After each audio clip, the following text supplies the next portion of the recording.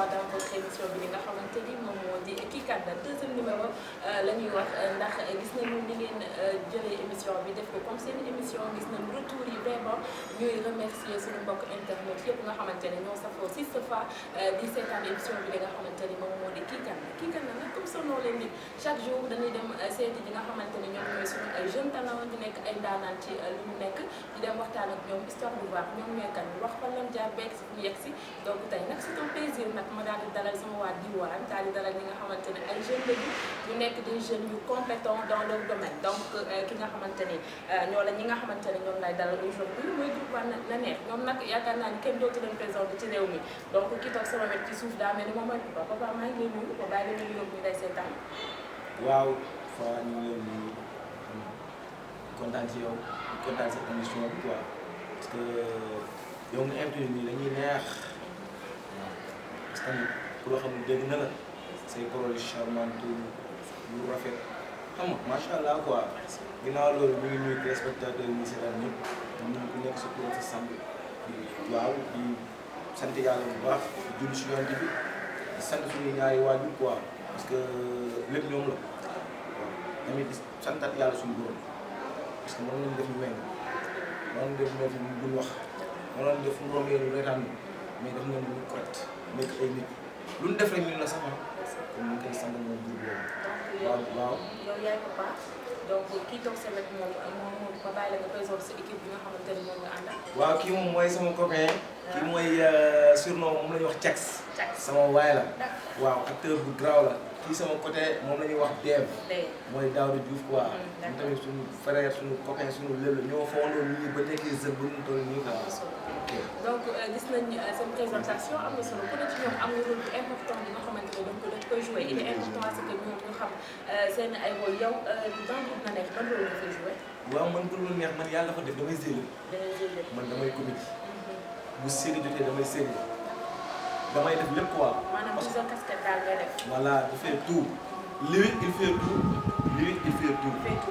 bëgg naa nga joxal ma ko moom micro bi comme ça ma waxtaan ak moom tuuti ko sama waa ji nuyu naa la c'est donc loolu mais yow itam ngeen bokk ci groupe la nekh donc yow rôle bi nga joué biir groupe la nekh donc qu'est-ce que ça te fait déjà passion nga àndal dugg ci théâtre bi wala.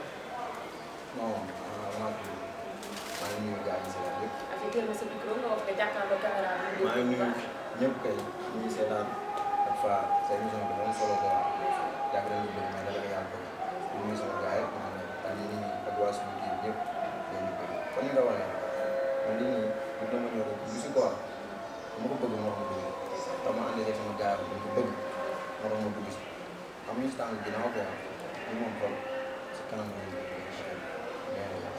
léegi yow ban rôle nga joué ci seen théâtre yi d'habitude. man théâtre bi si ëpp rôle lébu laay joué. ah yow en ko lébu maanaam. lébu en ko lébu. c'est je parle lébu beaucoup. je parle lébu.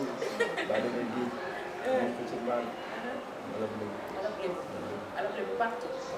c'est important donc ma daal di waxtaan ak Dave moom tam yaakaar naa ni am na rôle bu am solo bu mu ciy joué donc Dave yow ban rôle ngay joué ci seen ay théâtre. avant may wax dama nuyoo maa ngi nuyu képp kuy Sénégal ñu monde bi yëpp nuyu Cambérène bee ñu dëkk amuñu seen fay nuyu xale yi des fois dañuy ànd ak ay xale si tournage bi xale yoo xam ne sawar trop di si jàpp bu baax ay booy ndaw xam naa ñu koy téye xam nga maa leen di bégg bu baax xam nga di nuyu tamit suñu TV quoi la scène de l'actualité xam nga di kontaan si émission bi kii kan la bi quoi maa ngi si kontaan bu wér di la nuyu tamit xam nga waaw ñun moom lii mën naa ni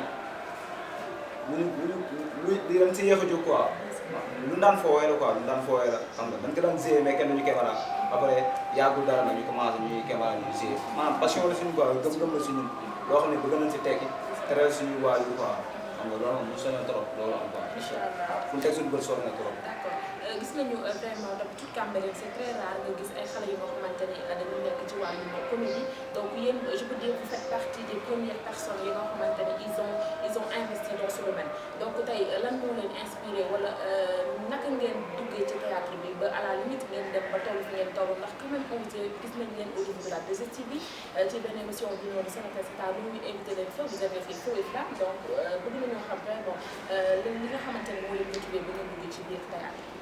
waaw théâtre moom xam nga maanaam mën naa ni sama gars yi ba nekkee comme ni nga ko waxee rek ba nekkee xale ba ni ñuy màggee ñooy ànd man dafa nekkoon loo xam ne ba nekkee tout temps la fi daan foowee ñu quoi xam nga da nga daan romb sa ñoom yéen da ngeen neex quoi maanaam groupe neex bi nekkul dañ tëb rek tudd ko noonu dañ daan romb tout temps ñu romb naan yéen da ngeen neex di si kaf di si foo quoi dem ba nag ba mu nekk dëggu si ñun quoi du dugg si xam nga bëgg si prouver loo xam ne Sénégal ñëpp xam ne ñun lu ñu gëm la lu ñu bëgg a yéegal tamit niveau bi quoi. incha allah bëgg yéegal niveau bi c'est important donc papa. yow bëgg naa itam nga wax ma rôle bi nga xamante ne nga joué dama tëb bu ñuy gis nit ba nga xamante ne xelam neexul moom nga joué est-ce que yow doo am problème boo génnee si mbedd bi nit ñi di la taxé li ñuy di joué sa casquette bi nga yore si sa biir théâtre nit ñi di la ko taxé si mbedd. waaw man loolu noonu dama si chaque jour damay gis ku ma ko wax quoi. parce que numéro émission bi tax na woon loolu quoi. parce que damay romb xale yi surtout xale yi. damay romb naan mën nañu coxataan ngir retaan. comme parce que yooyu noonu sama moom langage yoo xamante ne dama koy joué waale dafa théâtrale bu ma génnee rek dañuy foog ni man maa ngi action en action quoi. mën nañu coxataan ngir ree léegi man bu mel ne nëbbal sama bopp quoi parce que tamit xale moom pour man ku mu àndal la. waaw nit kooku noonu bëgg quoi loolu des fois boobu nag damay ree ñooñu ànd ak maa ngi coxtaan ngay ree des fois ma ñu ne ma jëfal ma leen bëgg xam nga kon dañ koy seet di wàcc ma ngay seet di wàcc c'est normal waaye tam leneen li nga xamante ne bëgg naa nga jox ma si sa xalaat gis nañu rôle yi ngay joué ak ñànk peut-être c'est la même chose da ngay toppatoo ñànk wala da ngay gis ci bopp lan la noonu xam nga tey kuy biir moom ndax kiy joué tey pour man ñànk su ma ko toppandoo war naa mën toppandoo su ma ko toppandoo si wàllu aar bi tamit dama koy toppandoo parce que moom pour l'instant nii à niveau international moom dañ ko fay dégg dañ koy dégg fu ne instant dafa xew. mën nañoo wax kon ñànk sa référence la dans ce domaine. waaw si la bokk mais man ñi may comédier bokk la moom ñuy comédier voilà mais ñoo yem quoi su ko boobu noonu mais tamit ba léegi tamit waaw ba ñu ma loolu de. ba ñoo loolu. waaw waaye yéen par rapport ak seen ay sketch maanaam séquence yi ngeen joué est-ce que nekk na lu engagé maanaam au-delà du divertissement ngeen di def na nga xamante ne day yeete ndax yaakaar naa ni yéen a ngi toll si ñaata épisode ba numéro ChinouTV. waaw sur ChinouTV instant bii j'espère que dañuy fekk sax entourage bi parce que bi mooy troisième. est-ce que yéen a ngi def ay sensibilisation par rapport seen ay sketch wala divertissement rek ngeen yem. non non dañuy wax dañuy si dañ koy def parce que bu fekkee wàllu actualité lu xew. lu xew loo xamante ne dafa xew quoi dañ ciy dugal suñu part parce que boo seetloo 2STV bi sax am si